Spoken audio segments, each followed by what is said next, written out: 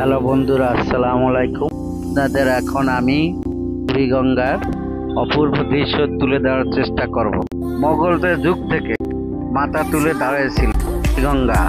এই নদীকে কেন্দ্র করে গড়ে উঠেছে এই বাংলার জীবিকা, চলাচল, পরিবহন, কৃষি, শিল্প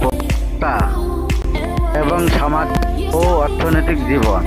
এই বুড়িগঙ্গা গিয়ে ছড়িয়ে পড়েছিল তা ঐতিহ্যবাহী মসলিন আর রাজধানী কোল ঘেঁষে এই নদীর নগরকে এত কিছুই দিল।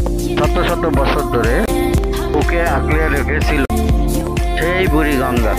এখন আগের মতো নেই, এখন নেই স্বচ্ছ নির্বাহ, মাতৃত্ব সব কিংবা জলবিদ্যুৎ ও পানি।